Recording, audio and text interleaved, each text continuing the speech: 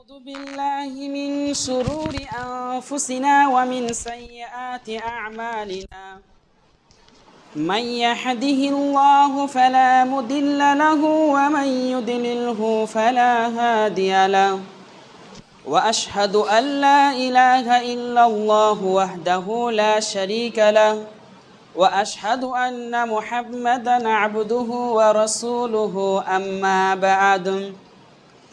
أما بعد فإن خير الحديث كتاب الله وخير الهدي هدي محمد صلى الله عليه وسلم وشر الأمور محدثاتها وكل محدثة بدعة وكل بدعة ضلالة وكل ضلالة في النار فأعوذ بالله من الشيطان الرجيم بسم الله الرحمن الرحيم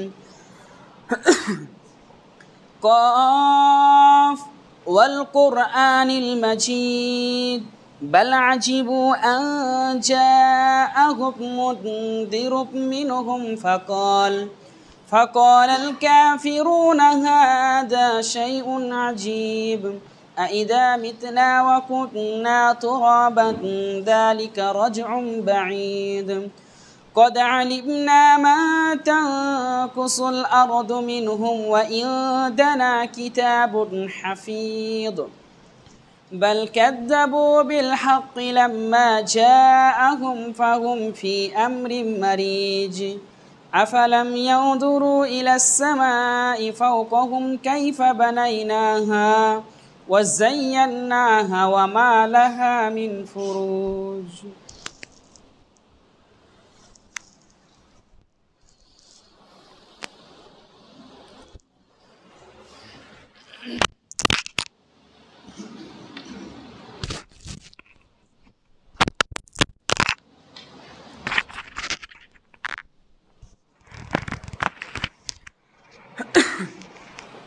الحمد لله رب العالمين والصلاة والسلام على رسوله الآمين وآله وأصحابه أجمعين فأعوذ بالله من الشيطان الرجيم بسم الله الرحمن الرحيم وما آتاكم الرسول فخذوه وما نهاكم عنه فانتهوا الآيات وقال رسول الله صلى الله عليه وسلم في الحديث المبارك عن أبي هريرة رضي الله تعالى عنه قال رسول الله صلى الله عليه وسلم لا يؤمن أحدكم حتى أكون أحب إليه من والده ووالده والناس أجمعين الحديث প্রিয় সুধী সকল প্রশংসা সেই মহান আল্লাহ রব্বুল আলামিনের জন্য যে মহান পাক আল্লাহ রব্বুল আলামিনের প্রশংসা আমরা অধম মানুষ কি বা করব যার প্রশংসা মহান আল্লাহ রব্বুল আলামিন সূরা লুকমান 27 নম্বর আয়াতকে উল্লেখ করে তিনি নিজেই তার প্রশংসা করে বলছেন যে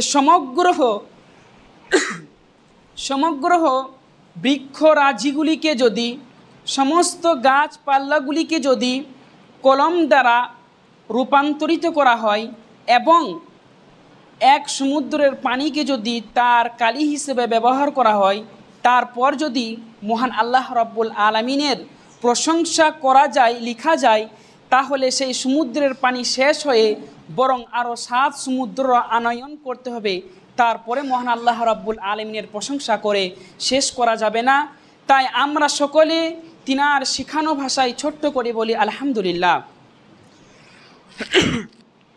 তারপরে পরে সেই নবীর প্রতি রহমত বর্ষিত হোক যে রাসূলের অক্লান্ত পরিশ্রমের কারণে বা মাধ্যমে আজকে আমরা এই ইসলাম নামক ধর্মটি খুব সহজভাবে পেয়ে গেছি আল্লাহ রাব্বুল আলামিন তার প্রতি রহমত শান্তি বর্ষিত করুক তাই সকলে বলি আল্লাহুম্মা আমিন আল্লাহুম্মা সল্লি আলাই আল্লাহ বারিক আলাই প্রিয় সুধী আমি আপনাদের সম্মুখে যে বিষয়টিকে নিয়ে দণ্ডমান হয়েছি সেই বিষয়টির নাম হচ্ছে আল্লাহ রাসূল সাল্লাল্লাহু আলাইহি ওয়াসাল্লামের প্রতি ভালোবাসা এই সম্পর্কে আমি আপনাদের সম্মুখে হাদিস এবং কোরআন থেকে কিছু কথা বলবো ইনশাআল্লাহ। ওমা তৌফিকি ইল্লা বিল্লাহ আলাইহি তাওয়াক্কালতু ওয়া ইলাইহি উনীব। প্রিয় সুধী, রাসূল সাল্লাল্লাহু আলাইহি সাল্লামের প্রতি ভালোবাসা ইমানের অবিচ্ছেদ এক অঙ্গ। কুরআন ও সুন্নাহর দৃষ্টিতে প্রতিটি ব্যক্তির অন্তরে রাসূল সাল্লাল্লাহু আলাইহি সাল্লামের প্রতি ভালোবাসা নিজ পিতা, নিজ মাতা, নিজ ধনসম্পদ এবং সন্তানাদির থেকে বরং দুনিয়ার সকল বস্তুর চেয়ে আল্লাহ রাসূল সাল্লাল্লাহু আলাইহি সাল্লামের প্রতি ভালোবাসা বাঞ্ছনীয়। যদি কোনো ব্যক্তির অন্তরে, যদি কোনো মানুষের মধ্যে রাসূল সাল্লাল্লাহু আলাইহি সাল্লামের প্রতি ভালোবাসা না থাকে, তাহলে কোরআন ও হাদিসের পরিভাষা থেকে বোঝা যায় যে সেই ব্যক্তির ওপর ইহকালে এবং পরকালে আল্লাহ রাব্বুল আলামিনের তরফ থেকে আযাব আসার সম্ভাবনা রয়েছে। তাই আমাদের সকলের উচিত হবে যে আল্লাহ রাসূল সাল্লাল্লাহু আলাইহি সাল্লামের প্রতি ভালোবাসা, তথা আল্লাহ রাসূল সাল্লাল্লাহু আলাইহি সাল্লামের প্রতি ভালোবাসার দাবি এটাই যে আল্লাহ এবং তার রাসূল যে হুকুম, যে আহকামগুলিকে আমাদেরকে দিয়েছেন, এই হুকুম, এই আহকামগুলিকে আমাদের জীবনে বাস্তবায়ন করা, এটাই হচ্ছে রাসূল সাল্লাল্লাহু আলাইহি সাল্লামের প্রতি ভালোবাসা। আর আল্লাহ রাসূল সাল্লাল্লাহু আলাইহি সাল্লাম তিনি হাদিসের মধ্যে বলছেন, হাদিস বুখারী হাদিস নাম্বার 14 বর্ণনা করে হযরত আবু হুরায়রা রাদিয়াল্লাহু তাআলা আনহু, তিনি বলছেন, আন আবি হুরায়রা রাদিয়াল্লাহু তাআলা আনহু قال রাসূলুল্লাহ সাল্লাল্লাহু আলাইহি ওয়াসাল্লাম, আবু হুরায়রা তিনি বলছেন যে রাসূলুল্লাহ সাল্লাল্লাহু আলাইহি ওয়াসাল্লাম তিনি বলেছেন কি, লা ইউমিনু আহাদুকুম, তোমাদের মধ্যে ওই ব্যক্তি ততক্ষণ পর্যন্ত পূর্ণাঙ্গ মুমিন হতে পারে না, তোমাদের মধ্যে ওই ব্যক্তি ততক্ষণ পর্যন্ত পূর্ণাঙ্গ ইমানদার হতে পারে না, হাত্তা আকুনা হাব্বা ইলাইহি মিন ওয়ালিদিহি ওয়া ওয়ালাদিহি ওয়ান নাসি আজমাইন, যতক্ষণ না সেই ব্যক্তি তার পিতা হতে, তার সন্তান হতে এবং দুনিয়ার সকল বস্তুর হতে আমি আল্লাহ রাসূল সাল্লাল্লাহু আলাইহি সাল্লামকে বেশি ভালো না বাসবে, সেই ব্যক্তি ততক্ষণ পূর্ণাঙ্গ মুমিন হতে পারবে না। এই হাদিস থেকে আমরা বুঝতে পারি যে আল্লাহ রাসূল সাল্লাল্লাহু আলাইহি সাল্লাম তিনি এইখানে পরিষ্কারভাবে তিনি জানিয়ে দিচ্ছেন যে আমরা যদি আমাদের জীবনে রাসূল সাল্লাল্লাহু আলাইহি সাল্লামকে সকল জিনিসের চাইতে যদি আমরা বেশি অগ্রাধিকার না দিই, যদি আমরা বেশি ভালো না বাসি, তাহলে আমরা পূর্ণাঙ্গ পরহেজগার, পূর্ণাঙ্গ মুমিন হতে পারবো না। দেখবেন আমরা কখনো কখনো আমরা কোনো সময় আমরা দেখি যে আমাদের অন্তর আমাদেরকে যা নির্দেশনা দেয়, আমরা সেই নির্দেশনা মোতাবিক, আমরা অন্তরের মোতাবিক আমরা কাজ করে থাকি। যেমন অন্তর যদি আমাদেরকে কোনো খারাপ কাজে আমাদেরকে ধাবিত করতে চায়, কোনো খারাপ কাজ যদি আমাদেরকে ভাবিয়ে তোলে, তাহলে আমরা দেখবেন সেই কাজে আমরা ধাবিত হই। এবং অন্তর যদি আমাদেরকে কোনো ভালো কাজ থেকে নিষেধ করে, মানা করে, তাহলে আমরা দেখবেন সেই অন্তরের মোতাবিক, অন্তরের কথার মাধ্যমে, অন্তরের ভাবনার কারণে আমরা দেখবেন সেই ভালো কাজ থেকে আমরা দূরে সরে যাই বা সেই ভালো কাজটি আমরা আর করি না। এই সম্পর্কে একটা হাদিস আব্দুল্লাহ ইবনে হিসাম রাদিয়াল্লাহু তাআলা আনহু থেকে বর্ণিত, এটাও সহিহ বুখারীর মধ্যে রয়েছে। তিনি বলছেন, কুন্না মা নবী সাল্লাল্লাহু আলাইহি ওয়াসাল্লাম, একদা আমরা নবী সাল্লাল্লাহু আলাইহি সাল্লামের সঙ্গে ছিলাম, ওয়া হুয়া আখিদু বিয়াদি উমর ইবনুল খাত্তাব রাদিয়াল্লাহু তাআলা আনহুমা, তিনি এই সময় উমর রাদিয়াল্লাহু তাআলা আনহুর হাতটাকে ধরেছিলেন। তথা আমরা একবার নবী সাল্লাল্লাহু আলাইহি সাল্লামের সঙ্গে ছিলাম এবং নবী সাল্লাল্লাহু আলাইহি সাল্লাম উমর রাদিয়াল্লাহু তাআলা আনহুর হাতটাকে তিনি ধরেছিলেন। এই সময় ফাকরালাহু উমর রাদিয়াল্লাহু তাআলা আনহু তিনি নিজেই বলে উঠলেন যে, ইয়া রাসূলুল্লাহ, হে আল্লাহ রাসূল, লা আনতা হাব্বা ইলা মিন কুল্লি শাই, হে আল্লাহ রাসূল, আমি আপনাকে আমার জীবনে পৃথিবীর সব চাইতে, পৃথিবীর সমগ্র জিনিস থেকে আমি আপনাকে বেশি ভালোবাসি।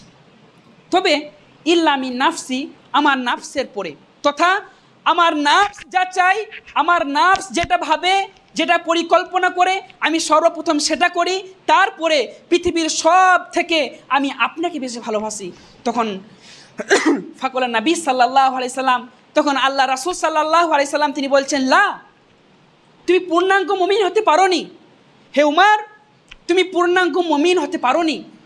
তারপর আল্লাহ রাসূল সাল্লাল্লাহু আলাইহি সাল্লাম তিনি বলছেন, আল্লাযী নাফসু বিমুহাম্মাদ, আল্লাযী নাফসু মুহাম্মাদিন, যার হাতে মুহাম্মদ সাল্লাল্লাহু আলাইহি সাল্লামের জান আছে, সেই সত্তার কসম, সেই রবের কসম, সেই মাবুদের কসম, হাত্তা আকুনা হাব্বা ইলাইকা মিন নাফসিকা, হে উমর তুমি শুনে রাখো, যতক্ষণ পর্যন্ত তুমি তোমার নাফসের থেকেও আমি আল্লাহ রাসূলকে বেশি ভালো না বাসবে, আমার আল্লাহ রাসূল যে কথা, যে হুকুম, যে আহকাম, যে বাণী তোমাদেরকে আমি পৌঁছে দিই, এই হুকুম আহকামকে যদি তোমার নিজের জীবনে সর্বপ্রথম বাস্তবায়ন না করবে, ততক্ষণ পর্যন্ত তুমি পূর্ণাঙ্গ মুমিন হতে পারবে না।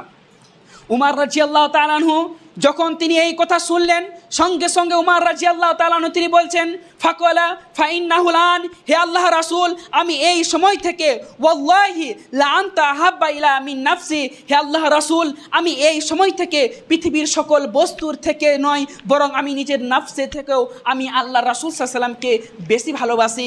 তখন ফাকালা নবী সাল্লাল্লাহু আলাইহি সাল্লাম, আল আন ইয়া উমর, এবার তুমি পূর্ণাঙ্গ মুমিন হয়েছ, এবার তুমি পরিপূর্ণ মুমিন হয়েছ। তাহলে এই হাদিস থেকে, এই উভয় হাদিস থেকে আমরা বুঝতে পারি যে পৃথিবীর সকল বস্তুর থেকেও এবং নিজের নাফসের থেকেও আল্লাহ রাসূল সাল্লাল্লাহু আলাইহি সাল্লামের হুকুম আহকামগুলিকে আমাদের জীবনে সর্বপ্রথম অগ্রাধিকার দিতে হবে। আমাদের নাফস যেই জিনিসটাই পছন্দ করুক না কেন, আমরা যে কোনো কাজ করি না কেন, সেই কাজে আমাদেরকে দেখতে হবে যে এই কাজে রাসূল সাল্লাল্লাহু আলাইহি সাল্লামের কী তরিকা রয়েছে, রাসূল সাল্লাল্লাহু আলাইহি সাল্লাম কী বলেছেন, কী পদ্ধতি আমাদেরকে শিখিয়ে দিয়েছেন। এই পদ্ধতিকে আমাদের নিজের নাফসের থেকেও বা আমরা যে কোনো আমাদের পছন্দের কাজ করি না কেন, সেই কাজকে আল্লাহ রাসূলের কথা অনুযায়ী সর্বপ্রথম আমাদেরকে আল্লাহ রাসূলের কথাকে অগ্রাধিকার দিতে হবে। আল্লাহ রাসূলকে আমরা কেন অগ্রাধিকার দিব? আল্লাহ রাসূলকে আমরা বেশি আমরা আল্লাহ রাসূলকে বা আল্লাহ রাসূলের কথাকে আমরা কেন বেশি মান্য করব, তাকে আমরা কেন ভালোবাসবো? কারণ সহিহ বুখারীর মধ্যে এসছে, হাদিস নাম্বার 6557 নাম্বার হাদিস, যে আল্লাহ রাসূল সাল্লাল্লাহু আলাইহি সাল্লাম তিনি সেখানের মধ্যে বলছেন, ফাকদ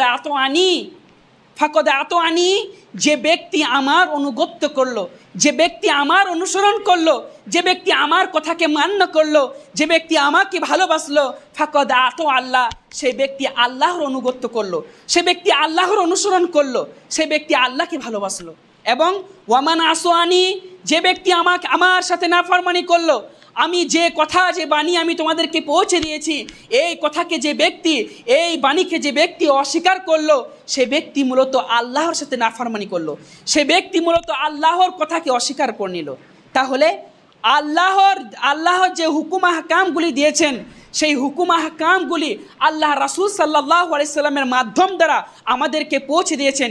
তাই আমরা যদি আল্লাহ রসুলের আল্লাহকে যদি মানতে চাই, আল্লাহ যা বলেছেন, যা নির্দেশনা আমাদেরকে দিয়েছেন, এইগুলিকে যদি আমরা মানতে চাই, তাহলে আমাদেরকে দেখতে হবে যে রাসূল সাল্লাল্লাহু আলাইহি সাল্লাম কি আমাদেরকে শিখিয়ে দিয়েছেন, তিনি আমাদেরকে কি বলেছেন। কারণ তিনার অনুসরণ করলেই আমরা মূলত আল্লাহর অনুসরণ করলাম। প্রিয় দিনী ভাই সকল, আমরা যদি আল্লাহ রাসূল সাল্লাল্লাহু আলাইহি সাল্লামের অনুসরণ করি, তাহলে আমরা তার ফল হিসাবে কি পেতে পারি? আমরা যদি তাকে ভালোবাসি, তাহলে আমরা তার বিনিময়ে আমরা কি পেতে পারি? এই সম্পর্কে একটা মুসলিম শরীফের হাদিস, যে আনাস ইবনে মালিক রাদিয়াল্লাহু তাআলা আনহু, হযরত আনাস বিন মালিক রাদিয়াল্লাহু তাআলা থেকে বর্ণিত, তিনি বলছেন যে যা রাজুলুন ইলা নবী সাল্লাল্লাহু আলাইহি সাল্লাম, এক ব্যক্তি তিনি নবী সাল্লাল্লাহু আলাইহি সাল্লামের কাছে এলেন এবং তিনি নবী সাল্লাল্লাহু আলাইহি সাল্লামকে জিজ্ঞাসা করছেন যে ইয়া রাসূলুল্লাহ মা তাকুনুশা, কিয়ামত কখন সংঘটিত হবে? হে রাসূল, আমাকে আপনি বলে দেন যে কিয়ামত কখন হবে। তখন আল্লাহ রাসূল সাল্লাল্লাহু আলাইহি সাল্লাম তিনি একটু রাগান্বিত চেহারায় তিনি বলছেন, ওয়া মা আদাত্তা লিসা, তুমি কিয়ামতের জন্য এমন কি প্রস্তুতি নিয়েছো, এমন কি প্রস্তুতি গ্রহণ করেছো যে তুমি বলছো যে কিয়ামত কখন হবে? তুমি এমন কি আমল করেছো যে আমলের কারণে তুমি কাল কিয়ামতের মাঠে আল্লাহ রাব্বুল আলামিনের সামনে দণ্ডায়মান হবে? তখন সেই ব্যক্তি চুপ হয়ে গেল এবং তিনি বলতে লাগলেন যে ফাকালা হুব্বুল্লাহি ওয়া রাসূলি, হে আল্লাহ রাসূল, আমি আমার জীবনে সব থেকে বেশি আমি আল্লাহ এবং তার রাসূলকে সব থেকে বেশি ভালোবাসি, তাদেরকে, তাদের কথাকে, তাদের হুকুম আহকামকে আমার জীবনে সব থেকে বেশি অগ্রাধিকার দিয়ে থাকি।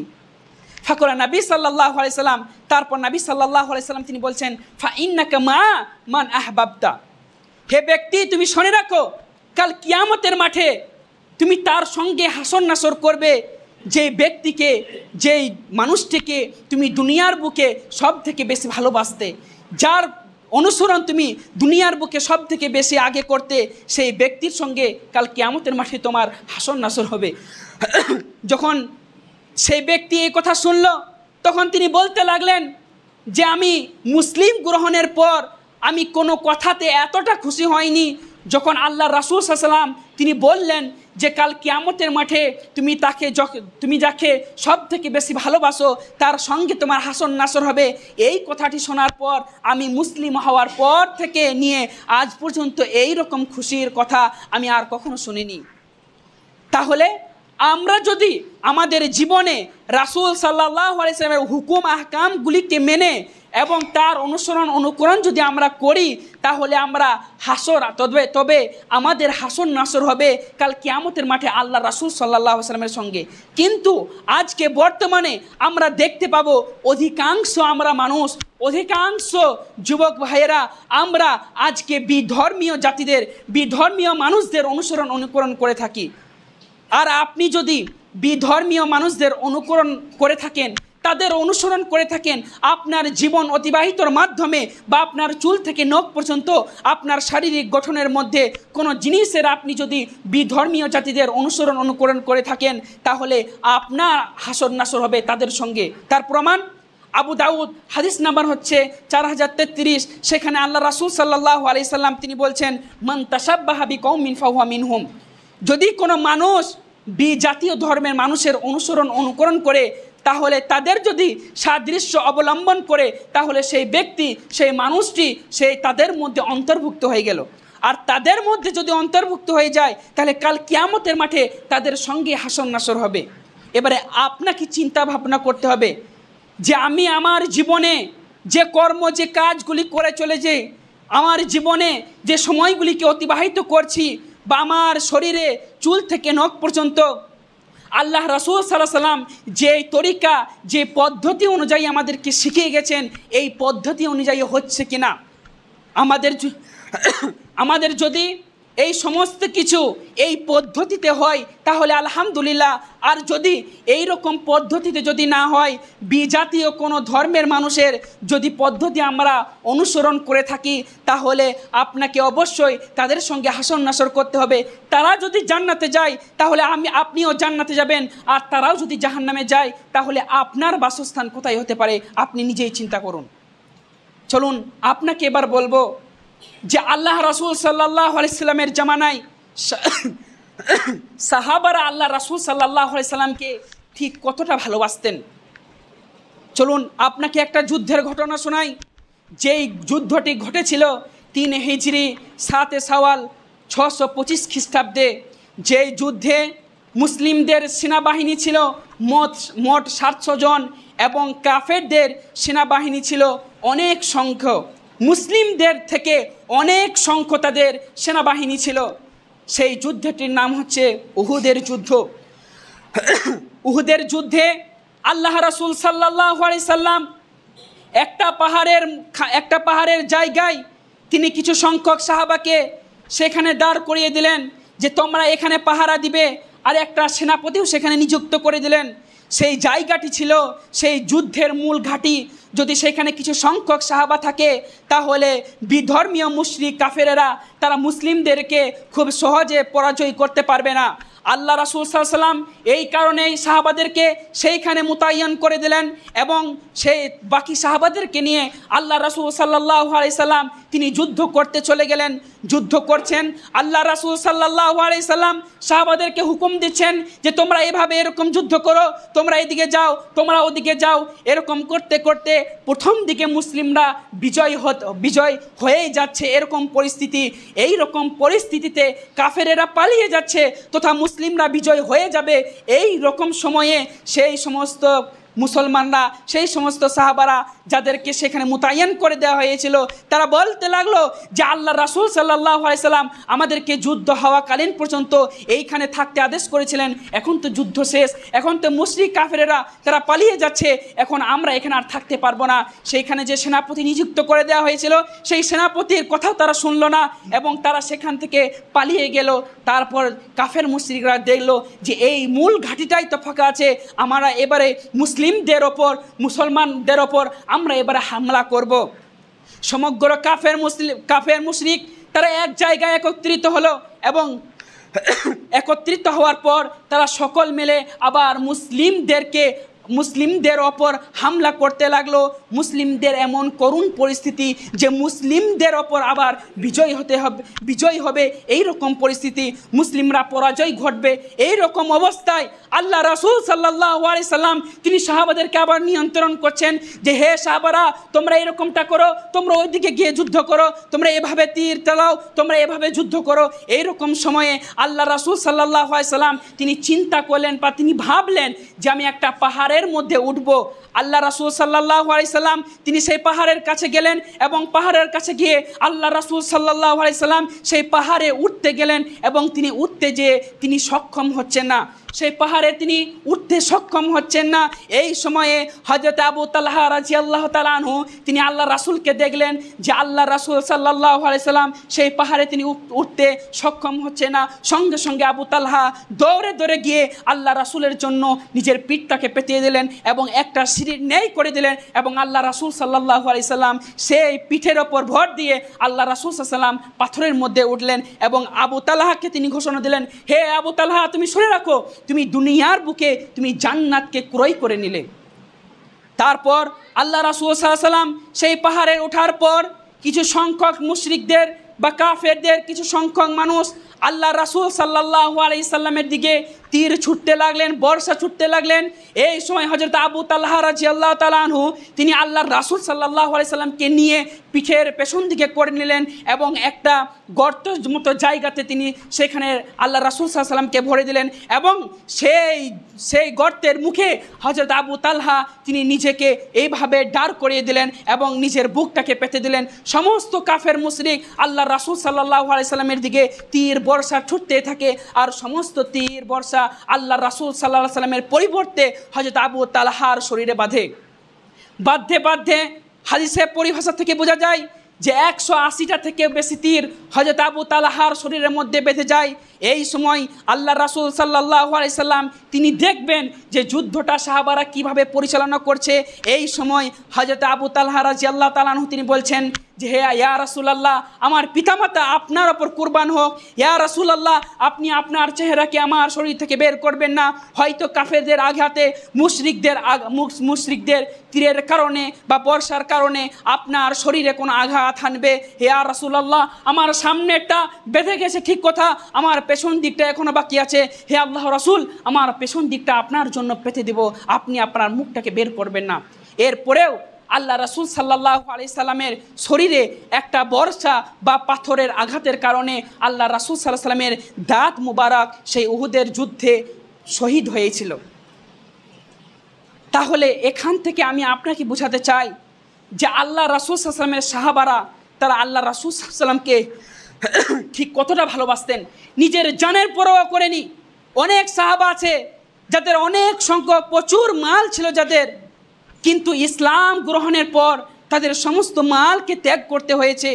অনেক সাহাবা এমন আছে যাদেরকে নিজের শহরকে ত্যাগ করতে হয়েছে। অনেক সাহাবা যাদের নিজের জানকে তারা পরোয়া করেনি। সাহাবাদের ভালোবাসা রাসূল সাল্লাল্লাহু আলাইহি সাল্লামের প্রতি এমনটাই ছিল। কিন্তু আজকে আমাদের বর্তমান সময়ে কিছু সংখ্যক মানুষ আল্লাহ রাসূলের সাল্লাল্লাহু আলাইহি সাল্লামের প্রশংসা করতে গিয়ে এমন বাড়াবাড়ি করে, আল্লাহ রাসূল সাল্লাল্লাহু আলাইহি সাল্লামের তরিকাকে মানতে গিয়ে এমন কিছু বাড়াবাড়ি কাজ করে যা আল্লাহ রাসূল সাল্লাল্লাহু আলাইহি সাল্লাম আমাদেরকে বলে যাননি। আল্লাহ রাসূল সাল্লাল্লাহু আলাইহি সাল্লাম সহিহ মুসলিম 4545 নম্বর হাদিস, সেখানে মধ্যে বলছেন, ইবনে আব্বাস রাদিয়াল্লাহু তাআলা আনহু থেকে বর্ণিত, তিনি বলছেন যে উমর রাদিয়াল্লাহু তাআলা আনহুকে আমি মিম্বারে বলতে শুনেছি, তিনি বলছেন সামি'তু রাসূলুল্লাহি সাল্লাল্লাহু আলাইহি সাল্লাম ইয়াকুল, আমি আল্লাহ রাসূল সাল্লাল্লাহু আলাইহি সাল্লামকে বলতে শুনেছি, লা তুতুরুনি, তোমরা আমার ব্যাপারে সেরকম বাড়াবাড়ি করো না, কামা আতরাত নাসারা ইবনা মারইয়াম, যেমনটি ঈসা বিন মারইয়াম সম্পর্কে খ্রিস্টানরা বাড়াবাড়ি করত। তারা বলতো যে সে নাকি আল্লাহর পুত্র, এরকমভাবে তারা বলতো। তাই তোমরা যেন আমার ব্যাপারে কোনো রকম বাড়াবাড়ি করবে না, আমার প্রশংসা করতে গিয়ে তোমরা কোনো রকম বাড়াবাড়ি করবে না। আর তোমরা শুধুমাত্র বলবে আনা আবদুহু, আমি তার বান্দা, এবং ফাকুল আবদুহু ওয়া রাসূলুহু, আমি তার বান্দা এবং তার রাসূল। আল্লাহ রাসূল সাল্লাল্লাহু আলাইহি ওয়াসাল্লাম কি বলছেন, যে তোমরা বলবে যে আমি তার বান্দা এবং তার রাসূল, এর বাইরে তোমরা আমার প্রশংসা করতে গিয়ে কোনো বাড়াবাড়ি করবে না। আর অধিকাংশ মানুষ আমরা দেখে থাকি যারা আল্লাহ রাসূল সাল্লাল্লাহু আলাইহি ওয়াসাল্লাম বলেছেন বলে এরকম অনেক কাজ তারা বাড়তি করে থাকে, যা আল্লাহ রাসূল সাল্লাল্লাহু আলাইহি ওয়াসাল্লাম নির্দেশনা দিয়ে নেই, যা আল্লাহ রাসূল সাল্লাল্লাহু আলাইহি ওয়াসাল্লাম করতে বলেনি। এই সম্পর্কে মুসলিম শরীফের একটা হাদিস নাম্বার 3, আল্লাহ রাসূল সাল্লাল্লাহু আলাইহি ওয়াসাল্লাম তিনি বলছেন, মান কাযযাবা আলাইয়া মুতাআম্মিদান, যদি কোনো ব্যক্তি আমি যে কাজকে হুকুম করেনি, আমি যে কথাকে বলতে বলেনি, বা আমি যা হুকুম করেনি, এরকম যদি কোনো ব্যক্তি কোনো কাজ করে, এরকম কোনো মিথ্যা কথা আমার নামে আরোপ করে, তাহলে সেই ব্যক্তি মুতাআম্মিদান ফালিয়াতাবাওয়া মাকাদাহু মিনান নার, সেই ব্যক্তি নিজের জায়গাকে, নিজের বাসস্থানকে সেই ব্যক্তি জাহান্নাম করে নিল। আল্লাহ রাসূল সাল্লাল্লাহু আলাইহি সাল্লাম অনেক বড় বড় পাপ রয়েছে, যে পাপের কারণে আল্লাহ রাসূল সাল্লাল্লাহু আলাইহি সাল্লাম তিনি পরিষ্কারভাবে বলেননি যে এই ব্যক্তি এই পাপটা করলে জাহান্নামে যাবে। কোনো ব্যক্তি যদি চুরি করে, আল্লাহ রাসূল সাল্লাল্লাহু আলাইহি ওয়াসাল্লাম তার জন্য বলছেন না যে এই ব্যক্তি চুরি করেছে, যে এই ব্যক্তি জাহান্নামে যাবে। কোনো ব্যক্তি জিনা করেছে, এই ব্যক্তির জন্য আল্লাহ রাসূল বললেন না যে এই ব্যক্তি জাহান্নামে যাবে। কিন্তু আল্লাহ রাসূল সাল্লাল্লাহু আলাইহি ওয়াসাল্লাম তিনি বলছেন যে মান কাযযাবা আলাইয়া মুতাআম্মিদান, যদি আমার ওপর মিথ্যা কোনো আরোপ করে কোনো ব্যক্তি মুতাআম্মিদান ফালিয়াতাবাওয়া মাকাদাহু মিনান নার, তাহলে সেই ব্যক্তি নিজের জায়গাকে, নিজের বাসস্থানকে জাহান্নাম করে নিল। প্রিয় দিনী ভাই সকল, আমরা আল্লাহ রাসূল সাল্লাল্লাহু আলাইহি সাল্লামকে সকলেই ভালোবাসি ওই সময়ে যখন আল্লাহ রাসূল সাল্লাল্লাহু আলাইহি সাল্লামের নামে বিধর্মীয় কোনো মানুষ কোনো কটু কথা, কোনো অশ্লীল গাল মন্দ করে, আমরা তখন সবাই একত্রিত হয়ে স্লোগান করে বলতে থাকি যে আল্লাহ রাসূল সাল্লাল্লাহু আলাইহি সাল্লামের জন্য এই কথার কারণে সেই ব্যক্তির ফাঁসি চাই। কিন্তু আমরা দৈনন্দিন জীবনে প্রতিটি মুহূর্তে আল্লাহ রাসূল যে হুকুম আহকামগুলি করেছেন, সেই হুকুম আহকামগুলিকে আমরা সেগুলিকে লাথি মেরে আমরা আল্লাহ রাসূল সাল্লাল্লাহু আলাইহি সাল্লামের হুকুম আহকামগুলিকে অমান্য করে থাকি। আপনি আপনার নিজের জীবনে আপনি একবার লক্ষ্য করুন যে আল্লাহ রাসূল যে পদ্ধতি আমাদেরকে শিখিয়ে গেছেন, এই তরিকা, এই হুকুম আহকামকে আমাদের নিজের জীবনে কয়জন বাস্তবায়ন করতে পেরেছি? তাহলে আপনি যদি আল্লাহ রাসূলের হুকুম আহকামগুলিকে যদি সম্পূর্ণভাবে, পরিপূর্ণভাবে যদি বাস্তবায়ন না করতে পারেন, তাহলে আপনি তো আল্লাহ রাসূল সাল্লাল্লাহু আলাইহি সাল্লামের অপমান করছেন। আল্লাহ রাসূল আপনাকে নির্দেশনা দিয়েছেন, আর আপনি আল্লাহ রাসূল সাল্লাল্লাহু আলাইহি সাল্লামের নির্দেশনাকে আপনি অমান্য করছেন। তাহলে আপনি কি আল্লাহ রাসূলের অপমান করছি না? প্রিয় দিনী ভাই সকল, আমাদের সকলকেই লক্ষ্য করা দরকার, সকলকে আমাদেরকে দেখা দরকার যে আমরা আমাদের জীবনে যে সমস্ত কাজগুলি করছি, যাই কিছু আমরা করি না কেন, আমাদেরকে দেখতে হবে যে এখানে আল্লাহ রাসূলের কি পদ্ধতি আছে, আল্লাহ রাসূলের কি তরিকা আছে, আল্লাহ রাসূল কি বলেছেন। আমাদেরকে সেই আল্লাহ রাসূলের পদ্ধতিকে আমাদেরকে অনুসরণ করতে হবে। তিনি আমাদেরকে যা শিখিয়েছেন আমাদেরকে সেগুলিকে মান্য করতে হবে।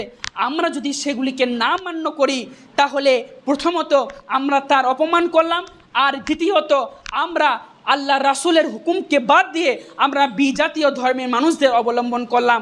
আর যদি আমরা এমনটাই করে থাকি, তাদের সাদৃশ্যকে আমরা যদি অবলম্বন করে থাকি, তাহলে আমরা তাদের সঙ্গে হাসর নাসর করব এবং আমাদের বাসস্থান হবে জাহান্নাম।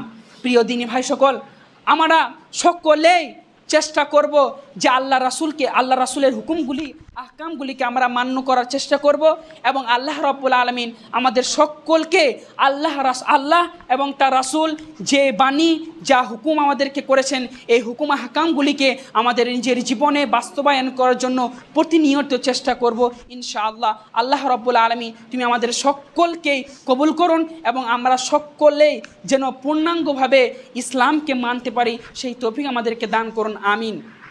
আল্লাহুম্মা সাল্লি আলা মুহাম্মাদি ওয়া আলা আলি মুহাম্মাদ কামা সাল্লাইতা আলা ইব্রাহিম ওয়া আলা আলি ইব্রাহিম ইন্নাকা হামিদুম মাজিদ। আল্লাহুম্মা বারিক আলা মুহাম্মাদি ওয়া আলা আলি মুহাম্মাদ কামা বারাকতা আলা ইব্রাহিম ওয়া আলা আলি ইব্রাহিম ইন্নাকা হামিদুম মাজিদ। রব্বানা আতিনা ফিদ দুনিয়া হাসানাতান ওয়া ফিল আখিরাতি হাসানাহ ওয়া কিনা আযাবান নার। রব্বানা যালামনা আনফুসানা ওয়া ইল্লাম তাগফির লানা ওয়া তারহামনা لنكونن من الخاسرين ربنا تقبل منا إنك أنت السميع العليم وأتوب علينا إنك أنت التواب الرحيم سبحانك ربي رب العزة عما يصفون والسلام على المرسلين والحمد لله رب العالمين. السلام عليكم ورحمة الله.